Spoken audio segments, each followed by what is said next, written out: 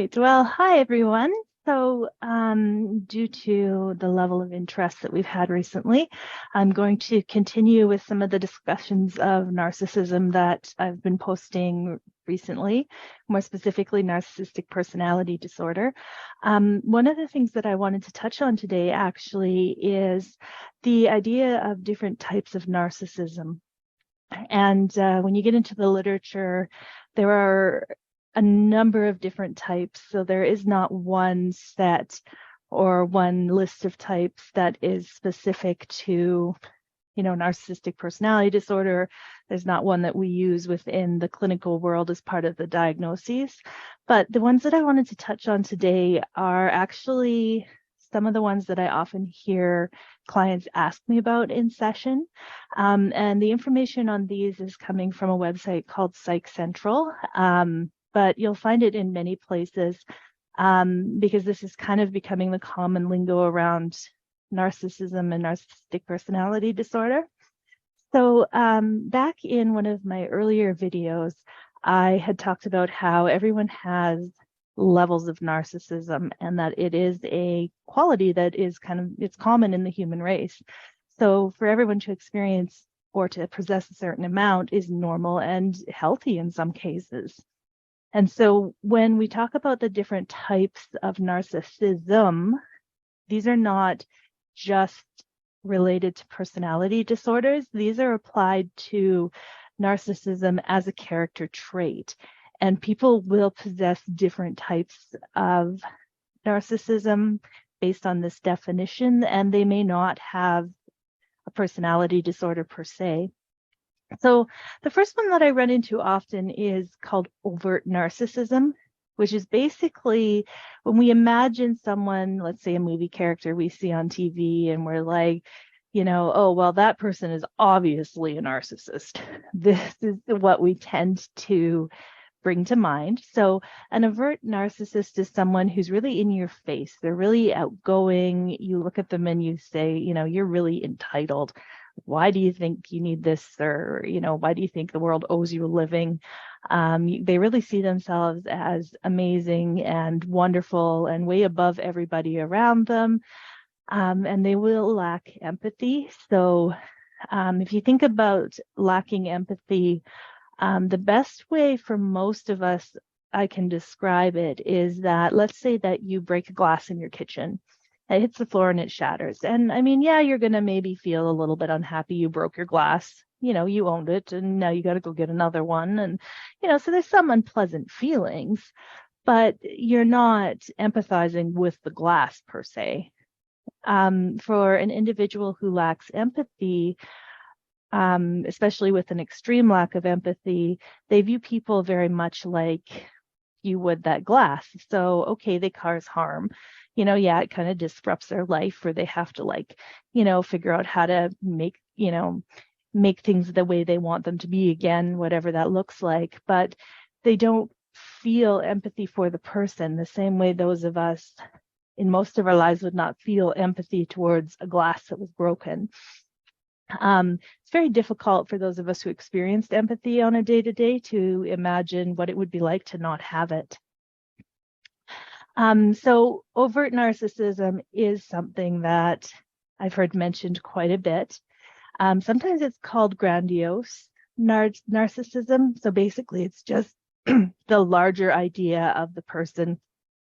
And they tend to overestimate themselves in a lot of areas. And one area that they found in research these people overestimate themselves in is emotional intelligence.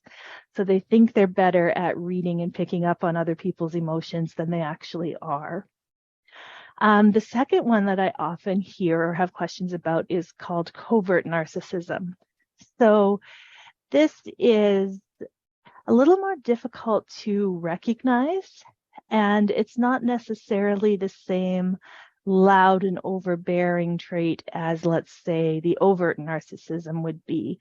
People with this type of narcissism, often you see expressions of low self-esteem. You see a higher likelihood of anxiety, depression, and shame. They could be a little introverted. They can be insecure or have low confidence. They may have the tendency to really play the victim in certain situations. They might avoid things. They might be defensive. And this is the one that's a little harder to recognize because, as I said earlier, when we think narcissist, we think grandiose and in your face. These individuals who are considered covert are still very self-focused, but they also have this fear of actually not being enough. So this type of narcissism is actually highly correlated through research studies to be correlated or to be related to unpleasant emotions. So people who have this type of narcissism feel more unpleasant emotions and can be more disagreeable. So if you think about it, if you have this deep-seated fear that you're not enough and this need to prove to everybody how, let's say, wonderful you are, then you're really going to want to avoid criticism, but you might internalize that a little bit more. You might want to avoid situations that might show you up as not being enough, or you might make excuses as to why, you failed at something because you don't want people to recognize that, maybe you're feeling some shame over the fact that, I don't know, you lost the race. You can have overt and covert narcissism that show up within people at different periods. So it's not like you're always one or the other. Some people are wholly one or wholly the other, but, it's kind of, again, in mental health, a continuum, a spectrum. Someone might have a little more of one or a little less of the other. So this is something that we're not necessarily trying to box people into. It's just ways that narcissism in general could manifest in people. There's also something called antagonistic narcissism, which basically means that it's really focused on rivalry and competition. So these people are out to make everything a competition. They're trying to take advantage of others. They can really get into arguments and be determined they have to forget or have to make their point, and they have to be right all the time. So these people tend to be the ones where it's like, oh, well, I'm not going to even talk about it with you because I know you're not going to hear what I have to say. You're just determined you're right, and that's it. And those with this type of narcissism are less likely to forgive others. So they're more likely to be the ones who are really carrying a grudge for people and, kind of tit for tat kind of thing, where unless they can get back at the person or prove their superiority somehow, they're not willing to kind of let a slight go past. And studies on this one have found that there's actually, these individuals trust people a lot less.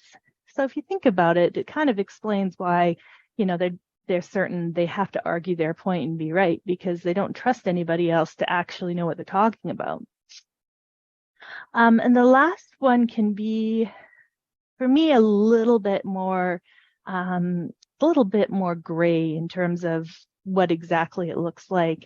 For example, this one's called communal narcissism, which basically means, it's the opposite of the people who are antagonistic. So these people are not necessarily out to prove themselves right and really certain that everybody else is wrong and really antagonistic, so to speak. These people tend to see themselves as being very altruistic, but there's a gap between their beliefs and their behavior. So they see themselves as one way, but in reality, the rest of society sees them as another. So someone with this kind of narcissism, they're often morally outraged at everything. Everything is a moral slight, even if, maybe what they're defining as morality is more their opinion, not necessarily, actually what we would consider general morality. They see themselves as really empathetic and generous. So their intent is not to be unreasonable or unfair, but their intent is to actually right what they see as injustices. And they're very focused on, things should not be unfair. Life should not be unfair. Things should be completely equal, and we should make it be equal because that's the only thing that's going to be correct. Now, when you talk about kind of the communal narcissism, or what they put under that heading, it can sound like these are very nice people that are really interested in and invested in the world. However, it tends to be more out of a focus for social power or self-importance. So, if you say or believe you have a really strong moral code, then you're going to treat others who line up with your beliefs in one way, but you're really going to look down on others who don't share your beliefs as a very,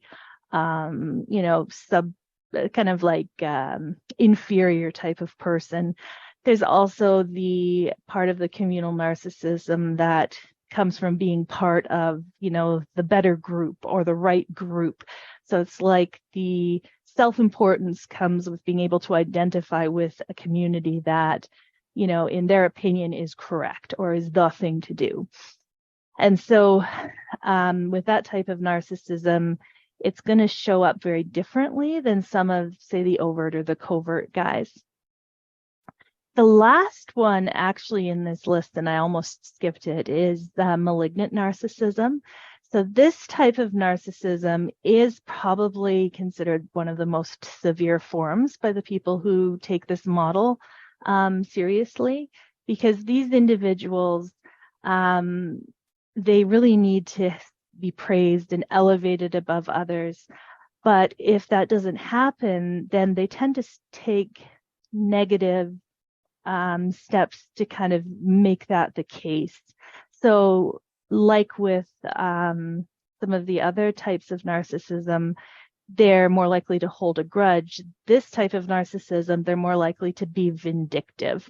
So, how dare you do that to me? I'm going to do this and this and this, and I'm going to make you pay for what you've done. They also can have a healthy dose of sadism, which is basically I like hurting people, or I get enjoyment from seeing others in pain.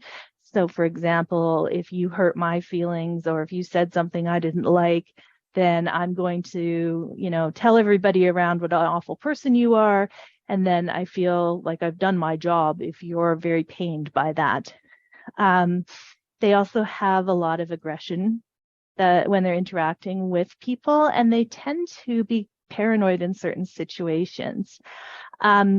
People who propose the idea of malignant narcissism will say they share some traits with antisocial, so personality disorder. So basically that means, they're often to end up in legal trouble more so than individuals with other types. So when you're considering these different kinds of narcissists, it's really important to keep in mind that we're talking about the trait narcissism. We're not talking about the disorder. And so people may have varying amounts of these. They may fit one more than the other, or they may have some that shows up in certain situations and some that doesn't show up in others. And a lot of people will have something like this at sort of a lower level. So, they may be very competitive, inappropriate situations. Someone who has a bit of a dash of this type of of narcissism that's quite competitive, they might be like, oh, well, when I'm in a game, I have to win, or otherwise I don't feel like, I don't feel like they did the right thing. I have to be the one to win. But again, it's showing up and being used in a very socially appropriate setting. It's not causing any harm. I mean, half the fun of a game for people is playing against somebody who's not just going to let you win. There's someone who has to kind of work against you to win themselves. So, it is possible that it exists in socially appropriate spheres, or it's managed by people. They don't always bring it in as their first line of, their first characteristic or first personality trait. It may exist kind of in the background. So when you're hearing this kind of language, that's something to really keep in mind. This has nothing to do with the diagnoses and everything to do with the characteristic. So I hope that people find that helpful. If you're looking for more information, like I said, this information comes from Psych Central. But when you Google types of narcissistic personality disorder, because the psychological community has not defined and settled on one specific definition, you're going to find a lot of proposed models, a lot of ideas. Even some of the peer-reviewed research papers will talk about, 2, 3, 5, 7. So just to keep that in mind if you do any researching. And again, the only reason we went through these ones is because I've heard questions about these specifically from clients that I've worked with. So I hope that was helpful, and we'll see what the level of interest is. We may do a little more in this area or may move on to something else. Thanks.